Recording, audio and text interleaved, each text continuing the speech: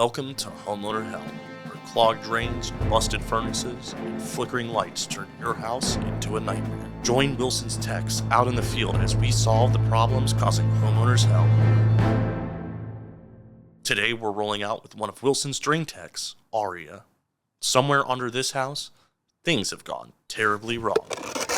This house is located in a rural area, meaning they're on septic and not tied into a city sewer network. Arya is digging up the access cover for one of the homeowner's septic tanks. With the cover finally off, Arya can bring out his large cable machine to attempt and clear the blockage. This homeowner mentioned that a large amount of fat from food had recently been poured down the kitchen drain. The clog is assumed to be hardened grease, but they've also mentioned having trouble with tree roots in the past. But there's a problem. Arya can't get the cable into the correct pipe, which means he has to lug his 200-pound cable machine into the basement. With all of his equipment set up in the basement, Arya is ready to begin cabling the drain. It's solid core cable with a 2-inch cutter on it since we're going through a riser over here. Try to open this grease blockage.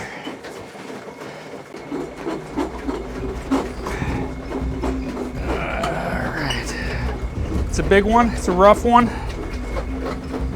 Building up a lot of tension on this cable. What you do is you just release it. Kind of tickle the front of that blockage. There we go. There we go. So we've opened the line. We're heading through the rest of the way to clean up what we can.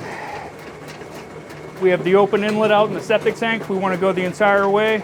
If I pull something back, we're going to keep going until we stop pulling stuff back. And we don't want to put too much pressure on this riser here. Obviously, we don't want to break it.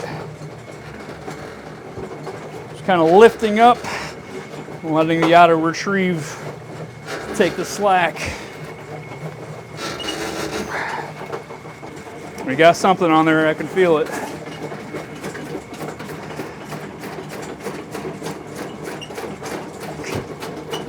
A couple of them just dropped off. Here we come. We're actually bare. So it might have just been a grease trap or a grease blockage. If there's roots in here, I'm gonna grab onto it with these blades.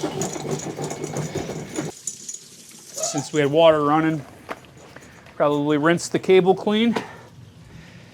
We're gonna go grab the homeowner, have him test everything. Flush toilets, run the kitchen faucet, bathroom sink, keep this utility tub running, check these floor drains out, and go verify flow at the inlet of the septic tank. We're looking for this water to move up and down, or obviously come back up. Let us know we have a partial clog or a full obstruction. All that flow we've got coming out of the inlet. Let's see, we're good to wrap it up. Once the line is open and we've verified the flow, we take our cable machine back to the truck and begin the smelliest part of the process, cleaning up the remaining mess. I'd much rather the heavy lifting and satisfaction of opening a blockage. With cleanup finished, Arya heads to his truck to fill out his notes on the job. So we just left a homeowner's house that had a main septic clog.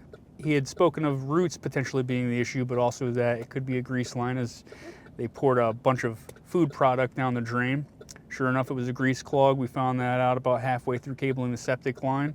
Homeowner waiting at the septic inlet with an open first tank lid.